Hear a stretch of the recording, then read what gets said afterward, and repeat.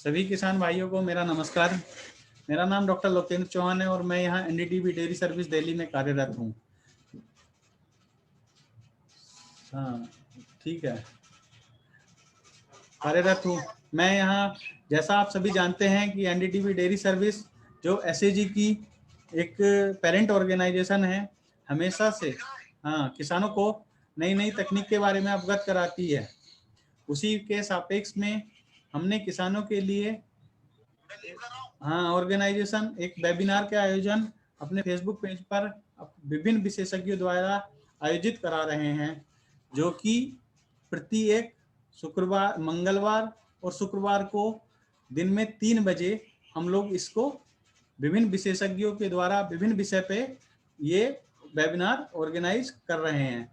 आज तक आपको विभिन्न विषय जैसे कि डेयरी फार्म शुरू करने की योजना कैसे बनाएं, डेयरी फार्म की आवासीय योजना, नस्ल सुधार एवं प्रजनन प्रबंधन, भ्रूण प्रत्यारोपण, आईवीएफ के बारे में आज तक आपको हमने जानकारी उपलब्ध कराई है। इसी के कंटिन्यूएशन में मैं आज आपको पशु पोषण के बारे में कुछ, पशु पोषण मतलब पशु के खान पान के बारे में कुछ रोचक जानकारियां उपलब्ध कराऊंगा। जैसा कि आप सभी जानते हैं कि जो किसान है वो हमेशा दूध के लिए और अपने फैट और एसएनएफ के लिए बड़ा उतावला रहता है और ये भी चाहता है कि उसका जो पशु गर्भान्वित हो जाए, इजीली एक बार में 2 बार में गर्भान्वित हो जाए। लेकिन वो हर अच्छे से अच्छे बेस्ट एआई टेक्नीशियन का सर्च करता है, उससे एआई करवाता है, लेकिन वो कभी भी पशु के खान पान पर ध्यान नहीं रखता है। लेकिन जो पशु का खान पान है वो इन सब चीज़ों में, जो पशु के गर्भान्वित होने में, पशु के दूध की क्वालिटी में बहुत ज़्यादा योगदान देता है। तो इसी के बारे में मैं आज आपको कुछ रोचक जानकारियां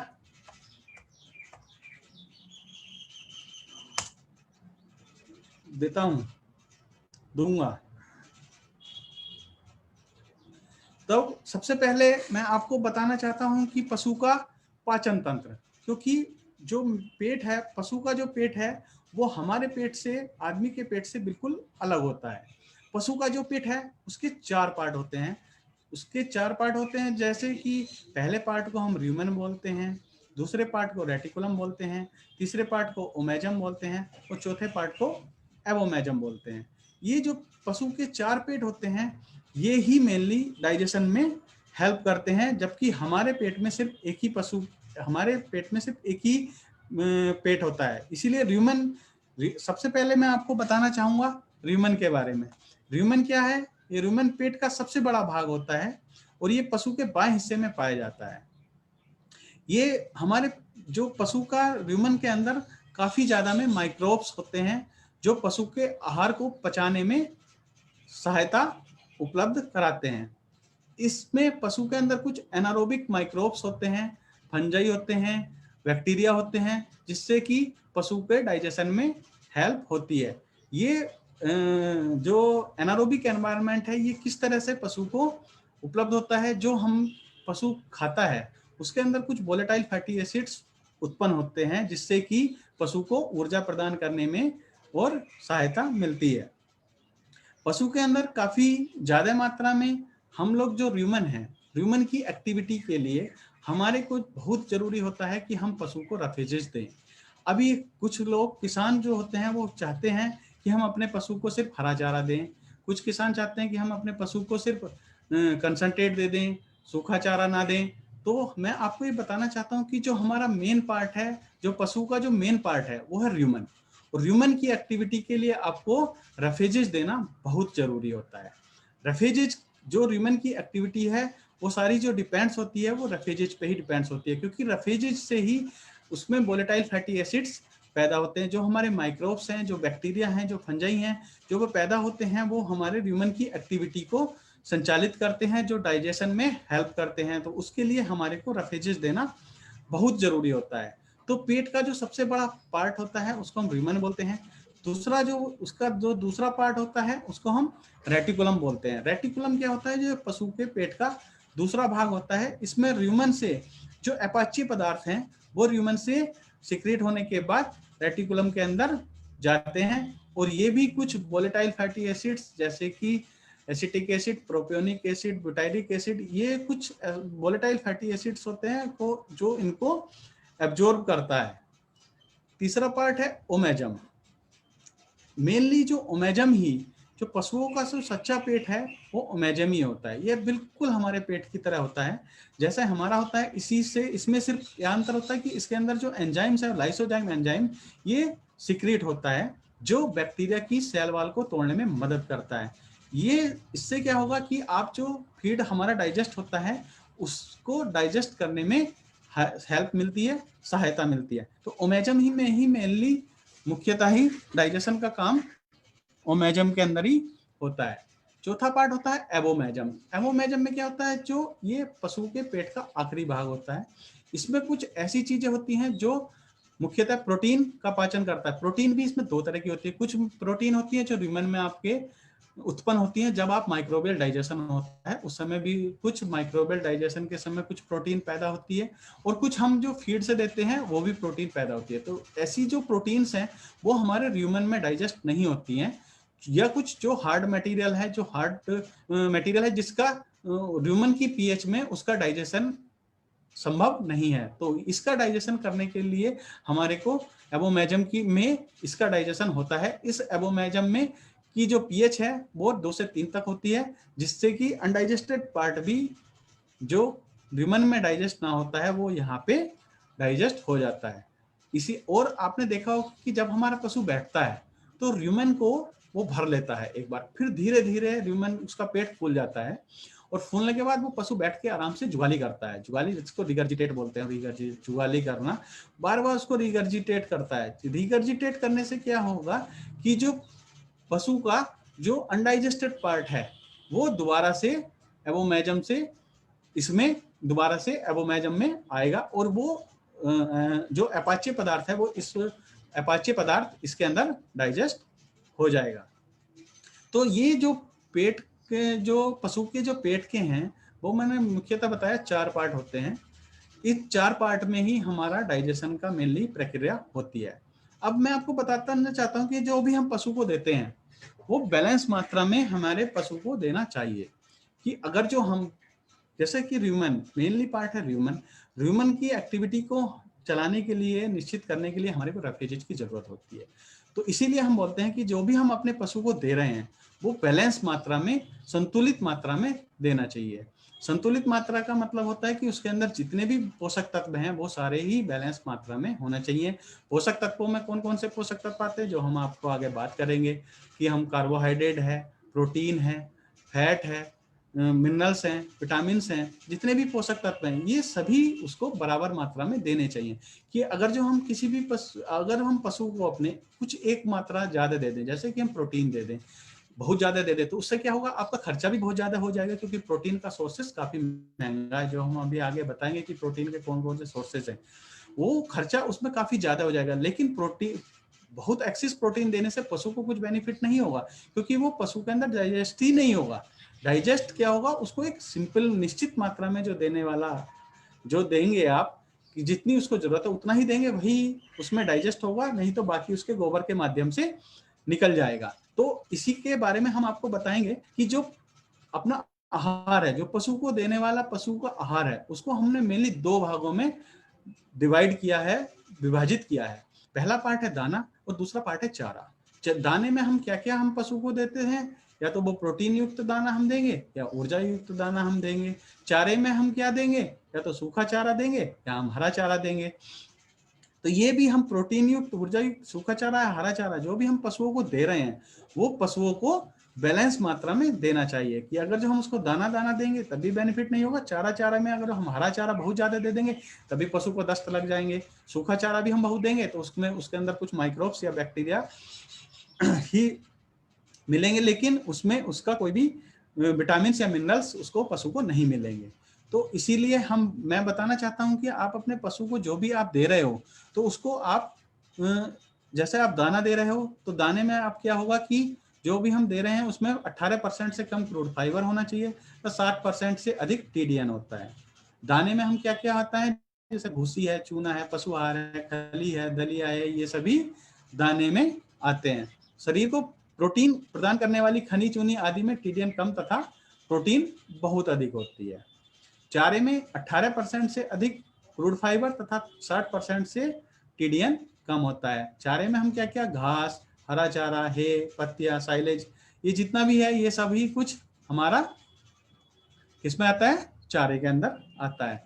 अभी मैं आपको बताना चाहता हूं कि हम पशु को हम जो भी दे रहे हैं उसके अंदर एक निश्चित मात्रा में पोषक तत्व उपलब्ध होते हैं। हर एक राशन जो भी आप पशु को दोगे, चाहे आप हरा चारा दें, चाहे आप सूखा चारा दें, चाहे आप कोई खली दें, उसके अंदर कुछ ना कुछ पोषक तत्व होते हैं। पोषक तत्व क्या होते हैं, जो हमारे शरीर को ऊर्जा प्रदान करते हैं, जो हमारे शरीर की बॉडी की स्ट्रक्चर में हेल्प करते हैं, जो दूध के प्रोडक्शन में मदद करते हैं, जो फैट या अन्य पदार्थों के प्रोडक्शन में उपलब्ध होते हैं, या जो पशु को हमारे गर्भान्वित करने में, पशु को बच्चा रोकने में, सभी में जितने भी कुछ पोषक तत्वों की जरूरत होती है। तो पोषक तत्व कौन कौन से होते हैं, जैसे कि कार्बोहाइड्रेट्स हैं, प्रोटीन्स हैं, वसा है, विटामिन हैं, खनिज पदार्थ हैं और पानी। पानी भी एक बहुत बड़ा पोषक तत्व है, जो आप यदि आप पशु को खाना देते रहेंगे, मतलब आप सुबह से शाम तक पशु को चारा खिलाते रहें और आप उसको पानी ना दें, तो उसका डाइजेस्टिव सिस्टम पूरा बेकार हो जाएगा। पशु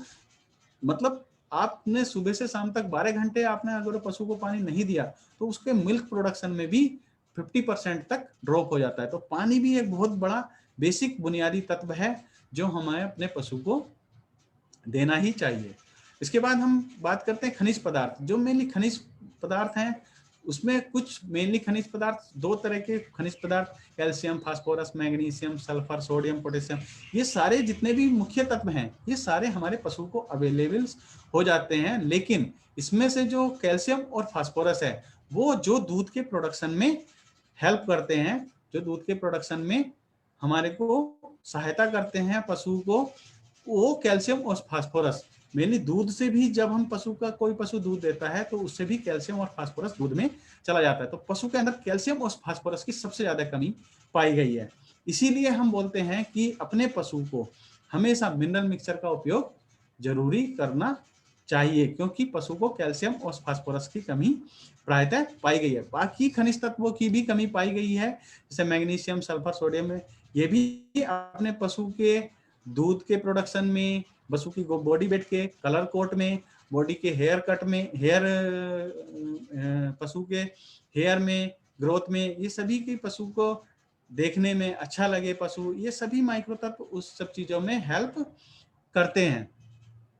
तो आपको इस चीजों का ध्यान रखना चाहिए कि मैक्सिमम जो पोषक तत्व हैं ये हमारे पशु को चारे से मिल जाते हैं, लेकिन कैल्शियम और फास्फोरस कुछ ऐसे पशु हैं जो हमारे पशु को नहीं मिल पाते हैं। तो अभी मैं आपको बताना चाहता हूं कि कुछ हरे चारा है, जो मेनली हरा चारा हमारा होता है, उसके अंदर हम बताते हैं कि जो पोषक तत्व हैं वो मेनली 4 ही चीजें हैं जो उसमें डिपेंड होती हैं। जैसे कि आप अगर किसी पशु को हरा चारा दे रहे हो या किसी को ज्वार का, बाजरा, फोडर का, मक्की का हरा चारा आप दे रहे हो, तो उसके अंदर आपको 4 चीजों का ध्यान रखना चाहिए कि हम जो भी पशु को दे रहे हैं वो बैलेंस मात्रा में जाने के लिए आपको ये पता होना चाहिए कि हम जो दे रहे हैं उसके अंदर क्या क्या है, क्या नहीं है। तो इसी में ये बताया गया है कि अगर आप किसी पशु को बाजरा दे रहे हैं तो उसके अंदर, बाजरे के अंदर ड्राई मैटर क्या होता है कि पानी को हटाने के बाद जो बचता है उसको हम बोलते हैं ड्राई मैटर, सूखा। अगर जो आपने किसी को बाजरा दिया तो उसके अंदर ड्राई मैटर 20% है। 20% का मतलब है कि आपने 100 किलो किसी को बाजरा दिया तो जो पशु के अंदर जो एब्जॉर्ब हुआ, पेट भरने के लिए जो उसको मिला, उसको सिर्फ 20 किलो ही मिला। 80 किलो उसमें पानी था, जो पानी अपना उसकी बॉडी के अदर फंक्शंस में काम करने के लिए मिला, पर उससे पेट नहीं भरा। ऐसे टीडीएन मतलब ऊर्जा आपको, अगर जो आप बाजरा दे रहे हो तो उसको 11% ही उसमें ऊर्जा मिली। प्रोटीन सिर्फ 1.6%, 1.6% ही उसको प्रोटीन मिली। कैल्शियम 0.048%, फास्फोरस 0.01% ही मिला। आपने ज्वार का पाउडर दिया, उसके अंदर भी dry matter 20%, TDN 11%, crude protein 1.6%, calcium 0.032%, phosphorus. इसी तरह से ये जितने भी आपने पाउडर दिए, इसके अंदर आपने देखा कि जो ड्राई मैटर है वो 20% ही है और जो TDN है वो 11 से 13% के आसपास ही है और प्रोटीन इसमें काफी कम है। तो अगर जो आप किसी पशु को सिर्फ ग्रीन चारा, जिसमें बरसीम, ल्यूसन, फोडर, ये भी आप देखेंगे जिसमें dry matter 20%, TDN 13%, CP 3.4%, calcium 0.13%, phosphorus 0.18%, Lucerne में है ये भी ड्राई मैटर 20%, TDN 13%, CP 3.4%। तो अगर जो आपने किसी को ग्रीन्स दिया तो उसमें क्या होगा कि आपको प्रोटीन उसमें नहीं मिला, एनर्जी भी उसमें नहीं मिला, सिर्फ उसमें कितना क्या मिला, जो मिला ना कैल्शियम फास्फोरस, उसके अंदर पशु को कुछ भी अवेलेबल नहीं होगा। तो हर एक मात्रा आपको देने के लिए आपको जैसे इसमें बताया गया ग्रीन ग्रासेस, अगर आपने घास दी तो उसको ड्राई मैटर मिला 20%, TDN मिला 10%, CP मिली केवल 2.2%, कैल्शियम दिया 0.028%, फास्फोरस मिला 0.14%। इसी तरह से आपको ग्रीन लीव्स दी, शुगर केन, आप गाँव में काफी होता है, गन्ना होता है, गन्ने की जो आप काट के लाते हैं ऊपर का सिर्फ उसको दे देते हैं, तो उससे आपको सिर्फ ड्राई मैटर कितना मिलेगा 25%, TDN मिलेगी 11%, CP मिलेगी 0.8%, कैल्शियम 0.063% और फास्फोरस 0.013%। तो ये इस तरह से आपको, अब आपको सिर्फ भूसा दे रहे हैं, तो भूसा देने में आपको क्या मिल रहा है कि आप ड्राई मैटर जो दे रहे हैं वो मिल रहा है उसको 90% उसके अंदर ड्राई मैटर है, मतलब उसका पेट तो भर जाएगा भूसे से, लेकिन उसको और कुछ नहीं मिलेगा। TDN उसको 39% ही TDN है, CP 2.7% है, कैल्शियम 0.16% है, फास्फोरस 0.036% है। इसी तरह से आप पैडीस्ट्रा है जिसमें ड्राई मैटर 90% है, TDN 37.8% है, CP 4% है, कैल्शियम 0.14% है, फास्फोरस 0.027% है। सोयाबीन का स्ट्रा है उसके अंदर ड्राई मैटर 90% है, TDN 40% है, CP 4.5% है, कैल्शियम 0.45%, फास्फोरस। तो इस तरह से आपको हे या साइलेज भी आप दे रहे हैं तो उसके अंदर ड्राई मैटर 30% है, TDN 16% है, CP 2.4%। तो ये आप देखेंगे कि ये सारी मात्रा में अगर जो आप इसमें से किसी भी एक चीज को देते हैं तो पशु की रिक्वायरमेंट पूरी नहीं होती। आप कोई चीज को अगर वो भूसे को दे रहे हैं तो उससे पता है उसका ड्राई मैटर तो पूरा हो गया, लेकिन उसकी TDN और प्रोटीन उसकी पूरी नहीं हुई। आपने अगर जो कोई साइलेज दे दिया सिर्फ और उसके बाद उसको मस्टर्ड केक दे दिया तो उससे उसका क्या होगा कि वो उसकी प्रोटीन तो पूरी हो गई लेकिन उसको पेट ही नहीं भरा। जैसे कि मैंने बताया कि ह्यूमन की एक्टिविटी के लिए, ह्यूमन की मोटिलिटी के लिए, फर्मेंटेशन के लिए, ह्यूमन जहाँ पे आपका पूरा ह्यूमन माइक्रोफ्लोरा डेवलप करने के लिए आपको भूसा देना बहुत जरूरी है, क्योंकि आपका मेनली जो डाइजेशन होता है वो ह्यूमन के अंदर होता है। ह्यूमन में डाइजेशन कब होगा, उसके अंदर माइक्रोफ्लोरा डेवलप कब होंगे, जब आप उसको भूसा देंगे। तभी आपने देखा कि अभी कभी कभी आप पशु को अपने ग्रीन्स दे रहे हैं कि आपके पास काफी ज्यादा बरसीम हुआ या घास हुई तो आपने अपने पशु को सिर्फ ग्रीन बरसीम ही दे दिया, भूसा उसको दिया ही नहीं। तो आपने क्या देखा होगा कि पशु को अंदर पतले दस्त लग जाते हैं, पतला गोबर पशु करता है, और जो आपने थोड़ा बहुत उसको मक्का या कुछ दिया वो भी उसके पतले गोबर में साथ ही निकल जाते हैं। तो इसीलिए क्यों क्यों कर रहे हैं वो, क्योंकि जो ह्यूमन के जो डाइजेशन के लिए जरूरी है वो ह्यूमन की एक्टिविटी नॉर्मलाइज होना जरूरी है।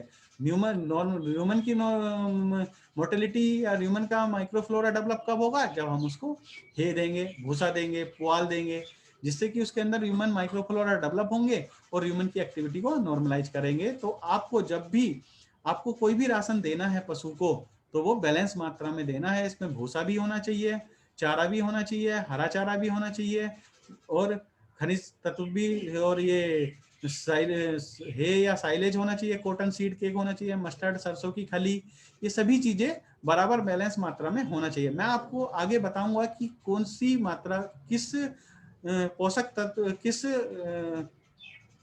की मात्रा किस में कितना होना चाहिए। जैसे कि ऑयल केक है, ऑयल केक आप दे रहे हैं तो उसके अंदर हम TDN बहुत ज्यादा दे रहे हैं, प्रोटीन हम बहुत ज्यादा दे रहे हैं, ड्राई मैटर उसके अंदर 90% के आसपास ड्राई मैटर है। ग्राउंड नट केक दे रहे हैं हम, ड्राई मैटर 90% है, TDN 76% है, CP 40% है, लेकिन उसमें कैल्शियम और फास्फोरस काफी कम मात्रा में। मस्टर्ड केक दे रहे हैं, ड्राई मैटर 90% है, TDN 72% है, प्रोटीन 32% है। तो ये मेनली प्रोटीन के सोर्सेज हैं। जो हमने पहले आपको बताया था वो मेनली एनर्जी के सोर्सेज थे, TDN के सोर्सेज थे।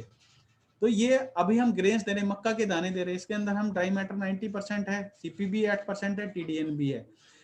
ऐसे ही बार्ले ग्रेन है, इसमें ड्राई मैटर 90% है, TDN एनर्जी 71% है, CP 10% है, कैल्शियम 0.27% है, फास्फोरस 0.13% है। व्हीट ग्रेन है, उसमें ड्राई मैटर 90% है, TDN 77% है, CP 9.9% है, कैल्शियम है और फास्फोरस है। इसी तरह से बाजरा है, ज्वार है, इसमें ड्राई मैटर 90% है, TDN 68.4% है, CP 10.8% है, कैल्शियम है और फास्फोरस है। ड्राई मैटर जैसे ज्वार है, ज्वार आप दे रहे हैं, उसके अंदर ड्राई मैटर 90% है, TDN 72, CP 7.8 है, कैल्शियम है और फास्फोरस है। या ब्रान हम चोकर हम दे रहे हैं तो उसके अंदर TDN काफी है, एनर्जी है उसके अंदर, CP उसके अंदर इतना कम है लेकिन एनर्जी उसमें थोड़ा ज्यादा है। मक्की का हम चोकर दे रहे हैं, उसमें ड्राई मैटर है, TDN है 54%, ड्राई मैटर है 90%, CP 9.9%, कैल्शियम 0.14% और फास्फोरस 0.189%। इसी तरह से DORB मतलब जिसके अंदर राइस का छिलका जिसमें से हम तेल निकाल लेते हैं, वो भी हम पशु को देते हैं, तो उसके अंदर ड्राई मैटर 90% है, TDN 54% है, CP 15% है और कैल्शियम 0.03% है, फास्फोरस 0.47% है। इसी तरह से हम, तो ये सब चीजें आप देख रहे हैं कि किसके अंदर क्या क्या है, जो हमने बताया आपको कि किसके अंदर क्या क्या खनिज तत्व पाए जाते हैं। तो हम पशु के अंदर जो जो मेनली किसानों के अंदर है कि हम अपने पशु को क्या कर रहे हैं, खेत में भेज देते हैं चरने के लिए। तो अगर जो हम पशु को खेत में चर रहे हैं, सिर्फ उसको दे रहे हैं, तो हम अगर जो उसको सिर्फ हरा चारा दे रहे हैं, तो इसमें हम पोषक तत्वों की उपलब्धता बता रहे हैं कि अगर हम सिर्फ पशु को हरा चारा दे रहे हैं तो उसको प्रोटीन तो मिल रहा है, कम मात्रा में मिल रहा है, ऊर्जा भी कम मात्रा में मिल रहा है, खनिज तत्व भी काफी कम मात्रा में मिल रहे हैं, विटामिन उसको थोड़े मिल रहे हैं और शुष्क पदार्थ उसको काफी ज्यादा मात्रा में मिल रहा है। अगर हम किसी पशु को सिर्फ भूसा ही भूसा दे रहे हैं तो भूसे के अंदर कुछ नहीं है सिर्फ, लेकिन पेट भरने के लिए भूसे को जरूरत है और ह्यूमन की एक्टिविटी के लिए जरूरत है भूसे की भी, लेकिन उसके अंदर कोई भी पोषक तत्व नहीं होता है, प्रोटीन उसमें नहीं होता, ऊर्जा काफी कम, खनिज तत्व नहीं होता, विटामिन होते ही नहीं है, और लेकिन उसमें ड्राई मैटर शुष्क पदार्थ बहुत ज्यादा होते हैं जो पेट के पशु को डाइजेशन में हेल्प करते हैं। ह्यूमन की एक्टिविटी के लिए ये शुष्क पदार्थ जरूरी है, इसलिए भूसा ऐसा नहीं है कि इसके अंदर कुछ नहीं है तो हमें भूसा देना ही नहीं, जो मैंने आपको पहले भी बताया भूसा देना जरूरी है क्योंकि ह्यूमन की एक्टिविटी के लिए भूसे का प्रयोग बहुत जरूरी है। अभी आप सिर्फ दाना दे रहे हैं तो दाने के अंदर प्रोटीन है, ऊर्जा उसमें ज्यादा है, खनिज तत्व उसमें नहीं है, विटामिन उसमें नहीं है और शुष्क पदार्थ उसमें काफी कम है। चोकर आप दे रहे हैं, चुन्नी दे रहे हैं तो उसमें प्रोटीन है, ऊर्जा है, खनिज तत्व काफी कम है और विटामिन भी हैं और शुष्क पदार्थ में काफी मतलब नॉर्मल सब चीजें हैं, ना कुछ ज्यादा है ना कुछ कम है। अभी हम खल दे रहे हैं, खल क्या है, प्रोटीन सोर्स है, इसके अंदर प्रोटीन बहुत ज्यादा है, ऊर्जा उसमें प्रोटीन से थोड़ा कम है और खनिज तत्व भी हैं, विटामिन हैं और शुष्क पदार्थ हैं। तो अभी हमें अपने पशु को खिलाने के बारे में, अब ये आपको पता लग गया कि किसके अंदर क्या क्या चीज है, हरा चारा हम खिला रहे हैं तो क्या मिल रहा है, भूसा हम खिला रहे हैं तो, लेकिन हम क्या चाहते हैं कि ये सारे प्रोटीन, ऊर्जा, खनिज तत्व, विटामिन और जो भी शुष्क पदार्थ जितना भी है उसके अंदर, ये सारे पशु को अंदर बैलेंस फॉर्म में जाने चाहिए। अगर जो हम किसी को ज्यादा दे रहे हैं, किसी को कम दे रहे हैं, तो पशु को इसका नुकसान ही होगा, फायदा होने वाला नहीं है। तभी हम बता रहे हैं आपको कि आप पशुओं को क्या क्या खिला रहे हैं। अगर जो आप पशु को सिर्फ चराई करने के लिए भेज रहे हैं, सिर्फ पशु चरने जा रहा है और आप सोच रहे हैं कि हमारा पशु अच्छा दूध भी दे, दूध के अंदर हमारा अच्छा फैट भी आए, अच्छी SNF भी फैट अच्छी आए और हमारा पशु गर्भान्वित भी हो जाए, तो ये संभव नहीं है। क्योंकि सिर्फ पशु अगर चरने के लिए जा रहा है तो उसको सिर्फ क्या मिल रहा है, ना तो उसको ऊर्जा के कोई सोर्स मिल रहा है, घास के अंदर कुछ है ही नहीं, ना उसको प्रोटीन का कोई सोर्स मिल रहा है, ना उसको खनिज तत्व मिल रहे। अगर जो हम किसी पशु को सिर्फ केवल कम गुणवत्ता वाला सूखा चारा देते हैं तो उसके अंदर ऊर्जा भी कम है, प्रोटीन भी कम है, खनिज तत्व भी कम है। अगर हम पशु को सूखा चारा के साथ हम चोकर या चुन्नी दे रहे हैं तो उसको ऊर्जा तो पर्याप्त मिल रही है, प्रोटीन नहीं मिल रही है, खनिज तत्व उसको नहीं मिल रहे हैं। यदि हम पशु को सूखा चारा और प्रोटीन की खली या मील दे रहे हैं तो उसमें ऊर्जा की कमी हो रही है, प्रोटीन उसको ज्यादा मिल रही है, जितनी उसको जरूरत नहीं है उससे ज्यादा उसको प्रोटीन मिल रही है, तो वो क्या होगा, अनडाइजेस्टेड होकर बाहर निकल जाएगी, डाइजेस्ट नहीं होगी तो उसका भी कोई बेनिफिट नहीं होगा, खनिज तत्व की भी कमी हो रही है। यदि हम पशु को हरा चारा प्लस सूखा चारा प्लस पशु आहार दे रहे हैं तो ऊर्जा तो उसको मिल रही है, पर्याप्त मात्रा में मिल रही है, प्रोटीन भी उसको पर्याप्त मात्रा में मिल रही है, लेकिन उसको खनिज तत्व नहीं मिल रहे। तो इसीलिए हम क्या बोलते हैं कि जब भी आप अपने पशु को खिलाएं तो उसमें ध्यान रखें कि हर एक चीज का मिश्रण होना चाहिए, जिसमें हरा चारा, सूखा चारा पशु का आहार या खनिज तत्व सारी बराबर बराबर मात्रा में पशु को मिलना चाहिए। अभी हमने आपको बताया कि आपके पशु के डाइजेशन के लिए, पशु के रखरखाव के लिए, पशु को गर्भान्वित होने के लिए, पशु को उचित मात्रा में दूध देने के लिए और वो समय पे गर्भान्वित हो जाए, उसके लिए आपको अपने पोषण तत्वों का, पशु के जो हम खुराक दे रहे हैं उसमें पोषण तत्वों का विशेष महत्व है। इस विशेष महत्व को देखते हुए ही हमने ये आपको बताया कि कोई सी चीज आप कम दे रहे हैं या ज्यादा दे रहे हैं उसके साइड इफेक्ट हैं। अब हम आपको बताएंगे कि अब आप बोल रहे हैं कि ठीक है जी ये सब चीजें ज्यादा हैं, कुछ कम चीजें हैं, तो हमें एक स्टैंडर्ड फार्मूलेशन बताइए। तो मैं आपको बताना चाहता हूं कि यदि आपका गाय है तो आपको गाय को किस मात्रा में कितना क्या चीज देनी चाहिए, वो मैं आपको 3 कैटेगरी में ही मैंने यहाँ पे डिवाइड किया हुआ है। कि आपकी गाय है जो सूखी है, मतलब भाखड़ी है, जो दूध नहीं दे रही है, तो उसके हमने 3 उदाहरण यहाँ पे पेश किए गए हैं। इसमें से आप कुछ भी दे सकते हैं। कि अगर जो आप पहला उदाहरण है कि आपके पास सूखा चारा है, हरा चारा है, पशु आहार है, लेकिन खल ही नहीं है, खल नहीं है आपके पास, तो आपको क्या देना है कि सूखा चारा आपको 7 किलो देना है, हरा चारा आपको 4 किलो देना है, पशु आहार आपको 2 किलो देना है, और खल आपके पास है नहीं तो उसको देंगे नहीं। तो आप ये 3 चीजों से भी आप ये अपने राशन को संतुलित राशन बोल सकते हैं और अपने गाय को दे सकते हैं। लेकिन उसकी रिक्वायरमेंट ये सिर्फ सूखी गाय है जो दूध नहीं दे रही है। लेकिन इसमें आपको ध्यान रखने वाली चीज है कि साथ में खनिज मिश्रण ये आपको जरूर देना है। 50 ग्राम प्रतिदिन प्रति पशु आपको खनिज मिश्रण देना ही है। अब आप बोल देंगे कि जो हमारी गाय दूध नहीं दे रही है, सूखी है, अभी प्रेग्नेंट है, तो उसको हम ये देके क्या करेंगे खनिज मिश्रण। तो खनिज मिश्रण का क्या बेनिफिट होगा कि आप जो खनिज मिश्रण देंगे उससे जब आप पशु दूध में आएगा तो वो आपके दूध की क्वालिटी उससे अच्छी रहेगी। या अगर जो पशु नया नहीं हो रहा, गर्भान्वित ही नहीं हो रहा, सूखी के में भी 2 सूखे हैं, या तो पशु ज्ञाभन है और दूध नहीं दे रहा, वो भी सूखा है। लेकिन एक पशु ऐसा है जो ज्ञाभन भी नहीं है और दूध भी नहीं दे रहा, तो सबसे ज्यादा टेंशन वाली बात वो है। वो पशु अगर जो आपके पास है तो वो पशु किसान के लिए एक सरदर्द है। इसीलिए पशु को, अपने किसान को ये चीज देखनी चाहिए कि अगर जो आपके फार्म पे कोई भी एनिमल ऐसा है जो ज्ञाभन भी नहीं है और जो दूध भी नहीं दे रहा है, तो वो एक बहुत बड़ा चिंता का विषय है। इसके लिए आपको किसी भी न्यूट्रिशनिस्ट से सलाह लेनी चाहिए कि हम अपने पशु को क्या देना चाहिए, क्या नहीं देना चाहिए। क्योंकि मेनली 70% 80% जो भी प्रॉब्लम है वो आपके खान पान पे ही निर्भर करती हैं।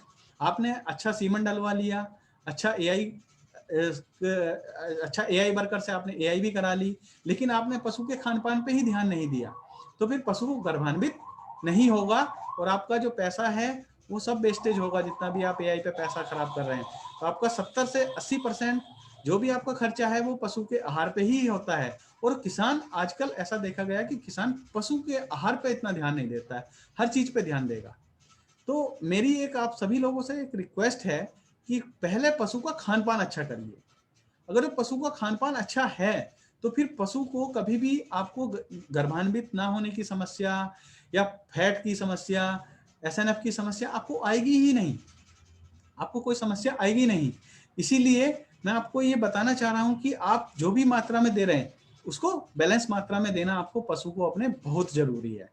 जैसे कि हमने दूसरा उदाहरण आपको देखा कि आपको सूखा चारा आप 7 किलो दे रहे हैं, हरा चारा 10 किलो दे रहे हैं, पशु आहार 1 किलो दे रहे हैं और खल आप उसमें नहीं दे रहे। तीसरा उदाहरण, अगर जो आपके पास पशु आहार नहीं है तो आपको सूखा चारा 7 किलो, हरा चारा 4 किलो, पशु आहार आपके पास है नहीं और खल आपको 1 किलो देना होगा। लेकिन खनिज मिश्रण का साथ में 50 ग्राम प्रतिदिन प्रति पशु आपको जरूर ही देना है। ये एक सूखी गाय के लिए था। ऐसी दिन अगर जो आपकी गाय प्रतिदिन 5 लीटर दूध देने वाली गाय है तो उसके लिए आपको क्या देना है। उदाहरण के तौर पे सूखा चारा है, हरा चारा है और पशु आहार है, तो आपको 7 किलो सूखा चारा, 4 किलो पशु हरा चारा और 4 किलो पशु आहार देना है। उदाहरण दूसरा है, दिया गया है कि आपके पास खल और गेहूं का चोकर नहीं है, लेकिन आपके पास हरा चारा बहुत ज्यादा है। लेकिन ऐसा भी नहीं है कि हरा चारा आपके पास बहुत ज्यादा तो पूरा हरा ही चारा देना है, ऐसा नहीं करना हमारे को, क्योंकि हमारे को सूखा चारा भी देना है, हरा चारा भी देना है और पशु का आहार भी देना है। तो ये तीनों हम देंगे तो हम आपको संतुलित राशन बन जाएगा। तीसरे उदाहरण में हमने बनाया गया है कि आपके पास पशु का आहार नहीं है, बाकी आपके पास खल है, चोकर है, गेहूं का चोकर है, तब भी आप ये उदाहरण में देख सकते हैं कि सूखा चारा 7 किलो, हरा चारा 4 किलो, पशु आहार है नहीं, गेहूं की खल आपके पास 2 किलो और गेहूं का चोकर 1 किलो आपको देंगे। लेकिन साथ में आपको खनिज मिश्रण का ध्यान रखना है, जो आपको 100 ग्राम प्रतिदिन प्रति पशु को 5 लीटर दूध देने वाली गाय के लिए ये जरूरी है, जो आपको देना है। अब हम ऐसे ही बनाया गया है कि प्रतिदिन अगर जो आपका पशु 10 लीटर या 10 लीटर से ज्यादा दूध देता है, तो उसके लिए आपको क्या करना है कि सूखा चारा 7 किलो, हरा चारा 4 किलो, पशु आहार 6 किलो देना है। लेकिन खल और गेहूं का चोकर अगर आपके पास नहीं है तो वो आपको नहीं देना है, ये भी संतुलित हो जाएगा। दूसरा उदाहरण में आपको बताया गया कि सूखा चारा 7 किलो देना है, हरा चारा आपके पास ज्यादा है तो उसको आप 10 किलो कर सकते हैं, तो पशु आहार आपका 1 किलो कम हो जाएगा, इसको आप 5 ही किलो देंगे, तब भी ये संतुलित हो जाएगा। और तीसरे उदाहरण में हमने बताया कि सूखा चारा 7 किलो, हरा चारा 4 किलो, पशु आहार आपके पास नहीं है, खल है आपके पास तो 3 किलो और गेहूं का चोकर आपको 2 किलो देना है। लेकिन इसमें सभी में ध्यान रखना है कि आपको खनिज मिश्रण का ध्यान जरूर ही रखना है, जो आपको प्रतिदिन प्रति पशु 150 ग्राम प्रतिदिन प्रति पशु के हिसाब से आपको खनिज मिश्रण देना है 10 लीटर की गाय के लिए। इसी तरह से एक भैंस के लिए हमने बनाया है कि सूखी भैंस है जो दूध नहीं दे रही है, बाकड़ी भैंस है, उसके लिए आपको उदाहरण 1 में हमने बताया कि सूखा चारा 6 किलो देना है, हरा चारा 2 किलो देना है, पशु आहार आपके पास है नहीं, खल आपको 2 किलो देनी है, गेहूं का चोकर आपके पास है नहीं। उदाहरण 2 में आपको सूखा चारा 6 किलो देना है, हरा चारा 4 किलो देना है, पशु आहार और खल आपके पास नहीं है तो गेहूं का चोकर है आपके पास तो उसको 3 किलो देना है। ऐसे ही उदाहरण 3 है, सूखा चारा है आपके पास, खल और गेहूं का चोकर नहीं है तो 6 किलो सूखा चारा, हरा चारा 10 किलो और पशु का आहार 1 किलो देना है, और खनिज मिश्रण आपको 75 ग्राम प्रतिदिन प्रति पशु देना है। इसी तरह से अगर आपकी भैंस है जो 5 लीटर दूध देती है, उसके लिए हमने आपको ये अलग से उदाहरण बताया है कि सूखा चारा 7 किलो, हरा चारा 5 किलो और पशु आहार 5 किलो देना है। और उदाहरण के 2 पे अगर आपके पास हरा चारा ज्यादा है तो आप सूखा चारा थोड़ा कम करके 6 किलो सूखा चारा, 10 किलो हरा चारा और 5 किलो पशु आहार देंगे। खल और गेहूं के चोकर नहीं है आपके पास, अगर आपके पास खल और गेहूं चोकर का है, गेहूं का चोकर है, तो उसमें आप सूखे चारे को 7 किलो, हरे चारे को 2 किलो, पशु के आहार को कुछ नहीं है नहीं आपके पास, खल आप 3 किलो और गेहूं का चोकर 1 किलो देंगे, और साथ में हम खनिज मिश्रण 125 ग्राम प्रतिदिन प्रति पशु को हिसाब से देंगे ही देंगे। ऐसे ही प्रतिदिन 10 लीटर या 10 लीटर से अधिक कोई भैंस दूध देती है, उसके लिए हम सूखा चारा 7 किलो, हरा चारा 10 किलो, पशु का आहार 6 किलो और खल 2 किलो और गेहूं का चोकर आपके पास नहीं है तो आप नहीं देंगे। इसी तरह से अगर आपके पास खल और गेहूं का चोकर नहीं है तो आपके पास सूखा चारा 7 किलो, हरे चारे को आप 15 किलो और पशु के आहार को 7 किलो करेंगे। उदाहरण 3 में आपने देखा कि सूखा चारा आपके पास 7 किलो, हरा चारा 5 किलो, पशु आहार नहीं है तो आप नहीं है आपके पास तो ये वाला फॉर्मुलेशन आप पशु को देंगे, जिससे कि आपके पशु की रिक्वायरमेंट पूरी हो जाएगी। उसमें जितने भी पोषक तत्व हैं वो पशु को मिल जाएंगे और आपका पशु आराम से ज्ञावन भी होगा, गर्भान्वित भी होगा और आपके दूध में कभी भी फैट और एसएनएफ का दिक्कत नहीं आएगी। इसी के साथ मैं अपनी बात को समाप्त करता हूं, और अगर जो आपको इससे रिलेटेड कोई भी क्वेश्चंस हैं, न्यूट्रिशन से रिलेटेड, फार्मुलेशन से रिलेटेड, आपको कोई भी क्वेश्चंस हैं तो आप हमारे पेज पे पूछ सकते हैं, हम उसको आपको उसका जवाब देंगे। या किसी का पर्टिकुलर गाय का या भैंस का आप फार्मुलेशन बनवाना भी चाहते हैं, वो भी हम आपको गाइडेंस देंगे, गाइड करेंगे कि किस तरह से आपको क्या बनाना है। आपके पास हो सकता है कि कुछ ऐसे इंग्रेडिएंट हैं जो हमने यहाँ पे नहीं बताए हैं, तो आप उन इंग्रेडिएंट को बता के भी हमसे कुछ फॉर्मुलेशन के बारे में कुछ डिस्कस कर सकते हैं।